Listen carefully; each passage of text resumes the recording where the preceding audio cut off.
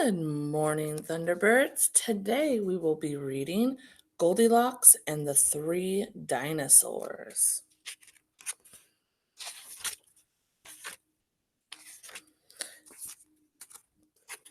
Once upon a time, there were three dinosaurs: Papa Dinosaur, Mama Dinosaur, and some other dinosaur who happened to be visiting from Norway.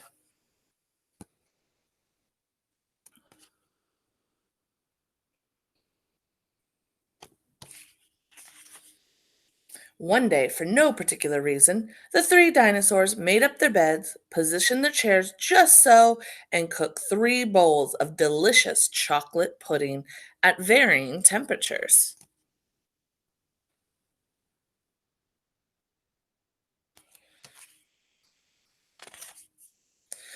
"Oh boy," said Papa Dinosaur in his loud, booming voice, "it is finally time to leave and go to someplace else." "Yes," continued Mama Dinosaur, "I sure hope no innocent little succulent child happens by our unlocked home while we are, someplace else."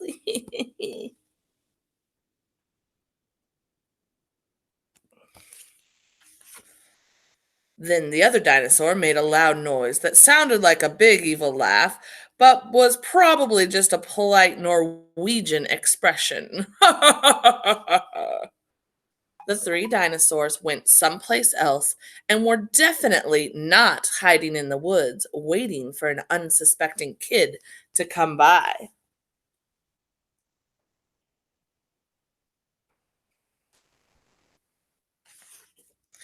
Sure enough, 5 minutes later, a poorly supervised little girl named Goldilocks came traipsing along. Just then, the forest boomed with what could have been a dinosaur yelling, "Gotcha!"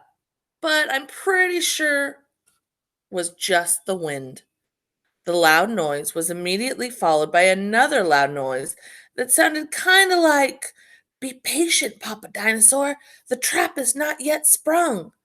But that could have been a rock falling or a squirrel.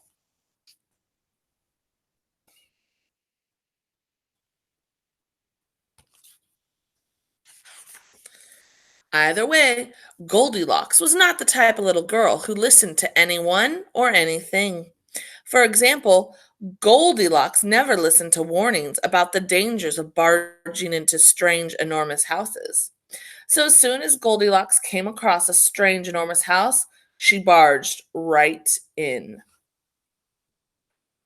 Welcome.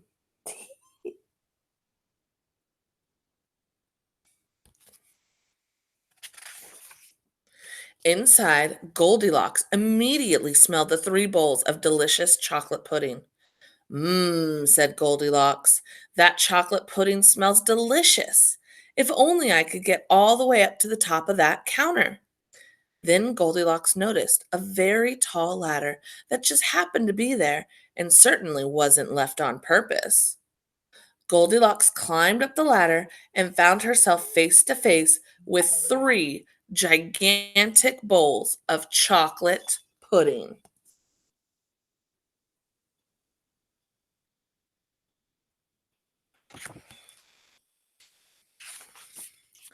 The first bowl of chocolate pudding was too hot, but Goldilocks ate it all anyway because, hey, it's chocolate pudding, right?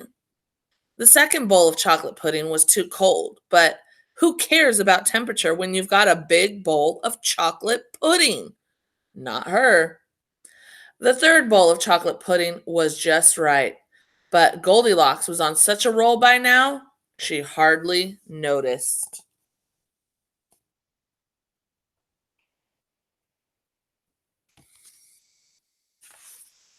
Soon Goldilocks was stuffed like one of those delicious chocolate filled little girl bonbons, which, by the way, are totally not the favorite things in the whole world for hungry dinosaurs.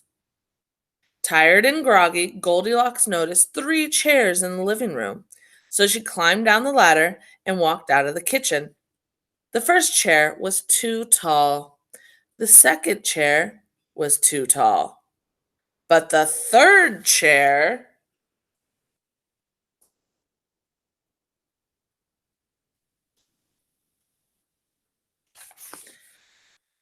was too tall.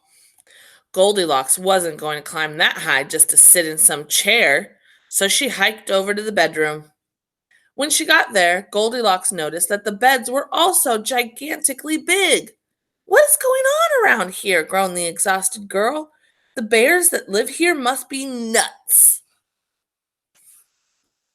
Just then, the room filled with a loud booming noise that was either a passing truck or a dinosaur gloating.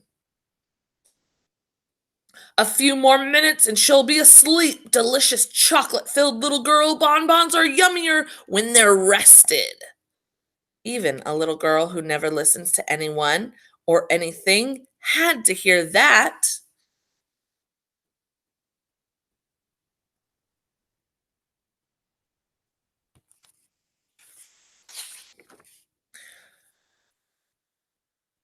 Goldilocks took a minute to stop and think, which was longer than she was used to stopping and thinking.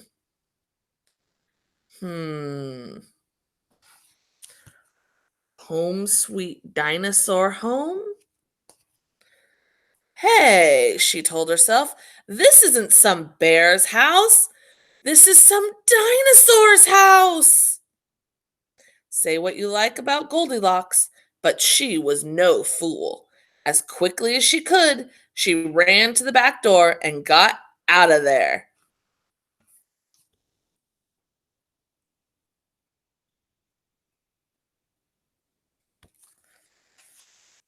Just then, a loud plane flew by, which sounded pretty much like a trio of dinosaurs yelling, now, or charge, or the Norwegian expression for chewy bonbon time. Suddenly and completely coincidentally, the three dinosaurs rushed through the front door. But they were too late.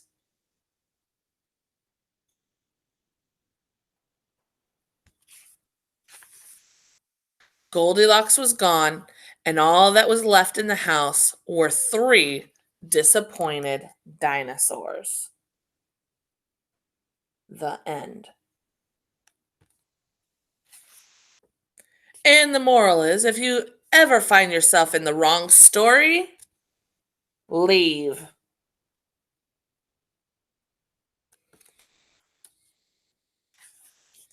And the moral for dinosaurs is lock the back door.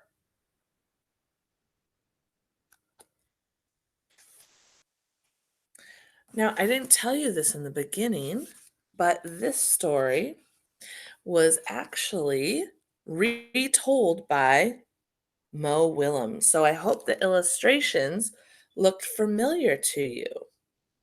All right, that was Goldilocks and the Three Dinosaurs by Mo Willems. I hope you enjoyed it.